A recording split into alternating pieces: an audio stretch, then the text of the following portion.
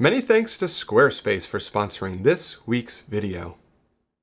Photo editing can feel overwhelming with all the tips, tricks, and techniques out there, but at its core, great editing comes down to mastering the basics because that's where most of the real magic happens. Once you have a solid foundation, everything else is really just fine-tuning the details, and that's exactly what we're diving into in this video. A simple, effective photo editing workflow that you can use as the foundation for every edit. And to make things even easier, I put together a free PDF guide that outlines the entire raw editing process. Plus, you'll get the exact raw file we'll be working on so you can follow along and practice at home. So grab the download from the link in the description below and let's jump right into it. So this is an image from my recent trip to Norway. And of course, the image on the right is the edited file. The image on the left is the raw file. So let me just double click the raw file here. Let me come up here to the develop module. Let me just close down this section right here. So one of the very first things that I would recommend doing is organizing basically the develop module on the right side of your Lightroom. So right here, so you can rearrange all of these. So what I do is I'm just gonna right click here and you hit customize develop panel. Now I like to work from the top down and I organize it in a very specific way. And at the end of this video, this will all make sense. But I want to rearrange this in the order in which I like to edit photos. It's gonna help me to stay organized. It's also gonna give me a process or a flow to follow. And most importantly, it ensures that I don't miss anything. So I'm gonna leave the basics section right here. I leave tone curve here. I'm going to bring calibration all the way up here to the top because basically this is, of course, the basic section of the tone curve. And then right here, these three sections, calibration, color mixer, color grading, these are all related to color. Then I'm gonna bring up the effects of detail. And I'm gonna leave detail here and then lens correction, transform, and lens blur. I'm gonna leave as is right here. So this enables me to work from the top all the way down to the bottom and ensures that I don't miss any steps. So I'm gonna go ahead and hit save. Lightroom will relaunch. It just takes a couple of seconds, but that right there, just reorganizing this has been such I hate to use the word game changer, but it really has because it keeps me on track and it helps me to ensure that I'm not skipping any part of the process. So now, as you can see, my entire develop module over here is now in that order that I designated. Next thing I want to do is enable solo mode. If you don't know what solo mode is, it is super important. So for instance, if I open up any of these, I'm going to open up just a bunch of these. You see how they are all open on my screen right through here, all of them. If you just right click, you'll see something here that says solo mode. If you select solo mode, basically what this does is it only gives you the ability to have one open at a time. Every time you open up another one, the previous one closes. And that is a real time saver because you don't have to, one, scroll through a bunch of open areas and you don't have to go back and close them. It all does it for you. So those are the two kind of housekeeping steps just to organize the develop module and then enable solo mode. So as far as the actual editing process is concerned, the very first step is to come up here into the basics section, and I like to balance exposure. Now, a misnomer or an area of that a lot of people don't quite realize is that exposure is not just the exposure slider. Exposure is the exposure slider, it is contrast, it is the white point, the black point, highlights, and shadows. So there's really 6 areas of exposure, and that's why they are all in this area right here titled tone. So the very first thing I want to do is I want to start to make my adjustments here because I want to get the overall photograph to a foundation, to an area that we can begin the rest of the edit. So I want to go ahead and balance the exposure. So if you are ever confused as to where to move these sliders, you can just hold down the shift key and double click on each one of these words. And you can see that Lightroom is automatically making these adjustments. Now I do want to preface this by saying that this does not mean that these are the correct adjustments. But it is a good leading indicator as to where potentially you might want to move some of these sliders. So you can use it as directional purposes, if you will. So for instance, right here, I do not think this black point needs to be all the way down to 100. I'm actually going to reset it and leave it at 0. I'm going to bring the whites back a little bit. It seems a little bit too bright. I'm going to definitely reduce the overall exposure of this image quite a bit to maybe about right here. I think looks pretty good. Let's add quite a bit of contrast to this photograph. I don't need to bring the highlights down quite that much, and we'll bring the shadows in just a little bit more to about right there. And this is where we started, and this is where we are at right now. So now that the overall exposure is balanced to a point that we like it, we can begin to add the other editing steps. And the next thing I want to do is to go ahead and enhance the photograph. So enhancing is clarity, texture, and dehaze. And all of that is right here in this section titled Presence. Now for this particular image, I'm not gonna add texture globally. I'm not gonna add any clarity globally because I'm gonna do that with a mask later, but I am gonna introduce a little bit of dehaze, nothing crazy, nothing like that, but just a little bit to maybe around +10. You definitely want to be careful with adding too much dehaze because it also adds a ton of saturation to your colors. It also adds a lot of contrast to your image. So you want to use dehaze in a very subtle manner. And I think something to about right here is looking pretty good. The next step that I want to go through is go ahead and update my white balance. So I can come up here, there's multiple different ways to update white balance. What I usually like to do is to grab the eyedropper and find something neutral. Neutral is not necessarily white. It's technically something 18% gray, but I usually just try and get something pretty close to it. So for this image, there's not a whole lot to choose from, so maybe something about right there. It took it up to 6850 on the temperature and +6 on the tint. I think the temperature looks good, but I am gonna add just a little bit more of that magenta back into the image to maybe about right there. I think looks pretty good. Now the next step on what I want to do is, now that I have the white balance set, I've added any kind of texture or clarity or dehaze, the overall exposure is balanced. Now this is usually when I want to add a crop to the overall image. Now this initial crop usually changes a little bit throughout the editing process, but this is normally this time when I want to go ahead and apply that. So for this image, what I think I want to do is, I like the vertical aspect ratio. I kind of toyed around with the idea of putting in a 1:1 square crop, but I think I want to use a 4:5 vertical because I really want to kind of exaggerate the fact that the only part of this mountain that is sticking out is just the peak right here. So I think I'm just going to zoom in quite a bit to maybe about right here, put it off center just a touch. Something about right here. I think that right there is a pretty good starting off point.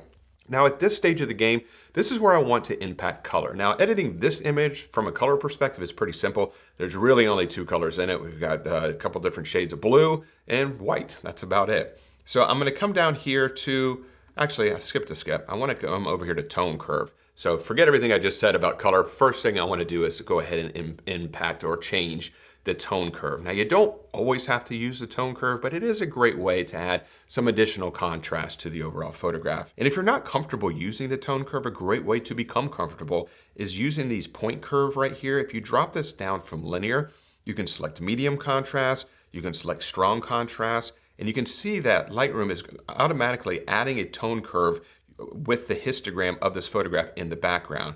And as I toggle this on and off, you can see that did add a nice pop of contrast to the overall photograph. So I think I'll leave it right there. Now that the tone curve is done, this is where I start to move into the different coloring aspects of the photograph. And I always start in the calibration section. So I'm gonna come up here to calibration. And I think for this one, I'm definitely not gonna boost up. I really wanna desaturate those blues. So I'm gonna bring the blue primary channel down to about 40 right there. And I'm not gonna do anything with the green primary or the red primary channel either. I created an entire video, a couple video and a free course as well, all about the calibration tool. It's a rather in-depth tool, but I think the videos I created for it really break it down and keep it in a much easier to understand fashion, but it's very, very powerful. I'll put a link in the description or up above here if you want to check out that free course as well. So now that the calibration is done, I'm gonna move down here to color mixer. So color mixer, I think what I want to do is just desaturate this a little bit to about right here. I think that looks good. I think there is, yeah, see there is a little bit of orange up there. I don't really want any orange in this photograph at all. I think there's a little bit of yellow coming through up there as well. It's very subtle. I'm just gonna bring this down as well because I really want to keep this a very, very simple color palette where there's really just muted blues and then the white and the snow on the peak of the mountain. And that's really it. So that's before and after, before and after. Then I'll come down to color grading. I don't use color grading a whole lot, but basically it gives you the ability to tint certain areas of your photograph a certain color. So you can tint the shadows a certain color, you can tint the midtones a certain color, and you can tint the highlights a certain color. Like I said, it's not something that I use too often, but this is kind of the stage in the process that I would do that because it has to do with color. But for this particular image, I'm gonna leave this area blank. And let's toggle this on and off. So this is where we started, and this is where we're at right now.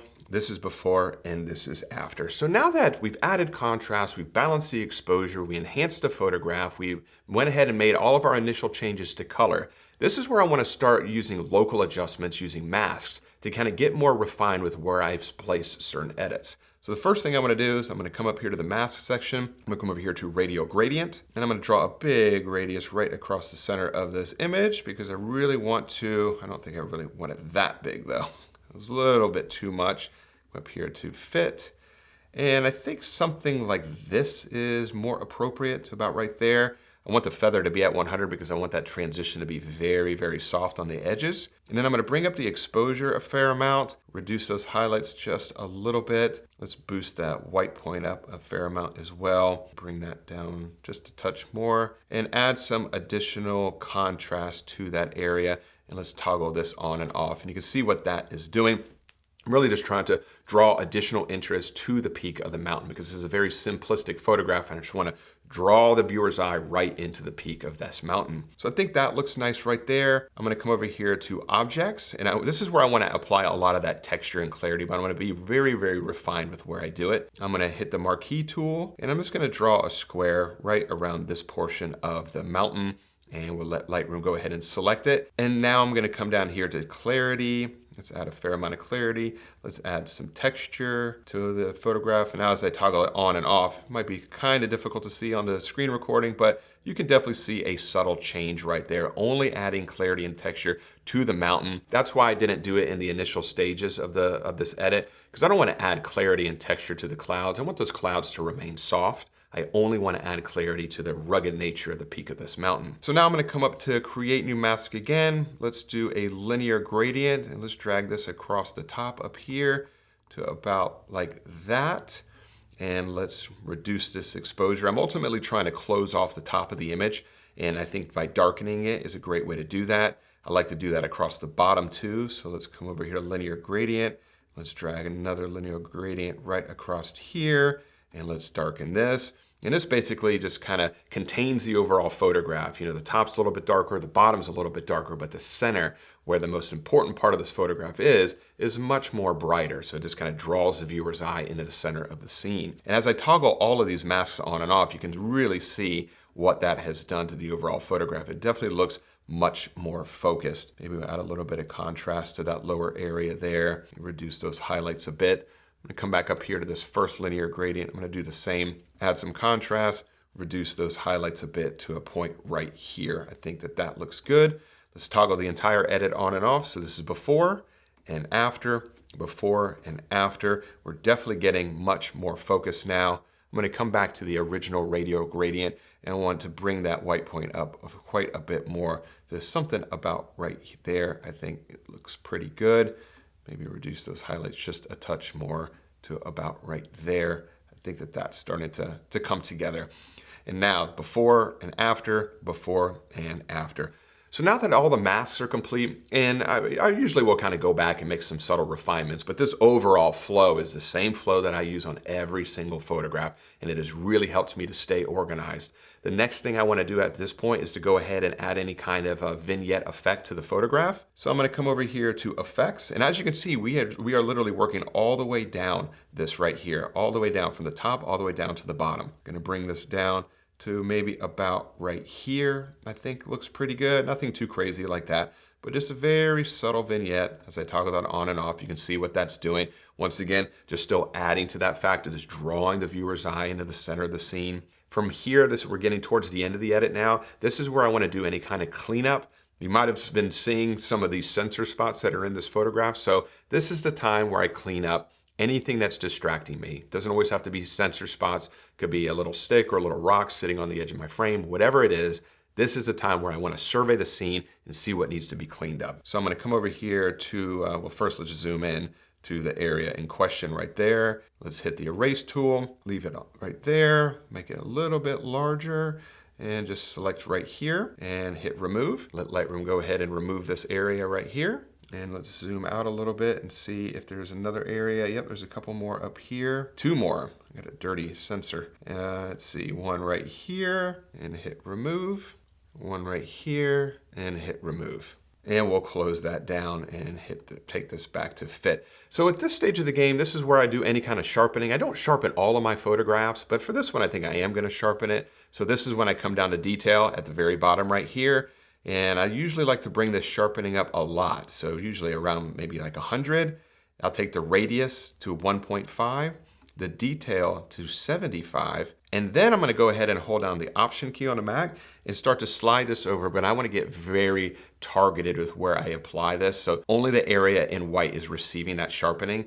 So something to maybe about right there, I think looks pretty good. And as I toggle this on and off, let's zoom in a little bit, see if you can see it at home. That's without the sharpening and with the sharpening, without and with. So very, very subtle difference, but getting very, very refined with where I add that sharpening is super important. But as you can see, we started up here at the top and we worked all the way straight down. I leave lens corrections, transform, and lens blur at the very bottom. I very rarely ever use any of these. Lens correction automatically just puts in my profile corrections. Sometimes I'll hit remove chromatic aberration, but these are the 3 sections that I use the least. And these, of course, are the ones that I use the most. So I know when I edit a photo, I'm gonna start right here at the top and work all the way down to the bottom. And that right there keeps me super, super organized. It ensures that I never miss a step. I go through the same workflow every single time. And like I said at the beginning of this video, I outline all this in that free PDF guide, which I'll put the link is in the description below if you want to download that. You can also download this raw file so you can kind of walk through the entire process at home just to kind of for some additional practice. Now, before I do wrap things up here, I do just want to say a huge thank you to the sponsor of this week's video, which is Squarespace, who I use for all of my website and e-commerce needs. Squarespace provides a robust and beautiful online platform to develop your website. You can showcase your photography using Squarespace's new Blueprint design system to help guide you through the options to building your online presence from the ground up. You can even display your photography using Squarespace's flexible website design templates and customize the layout in order to make it your own. And with Squarespace's online store feature, you'll have access to all the tools you need to start selling your physical goods, digital content, or service products online with ease. So if you're looking to start a new website or possibly upgrade your current website, check out squarespace.com/Mark Denney for a free trial and 10% off your first purchase. So if you have any questions about anything that we covered here today in this video, please leave those in the comment section below, and I will do my best to get back in touch with you as soon as humanly possible. And I do hope you enjoyed this week's video, and if you did, if you could, give it a thumbs up. Subscribe to the channel if you're not subscribed already. And as always, I really do appreciate you carving out a little bit of time to spend it with me here today. And I will see you all next Wednesday. Bye.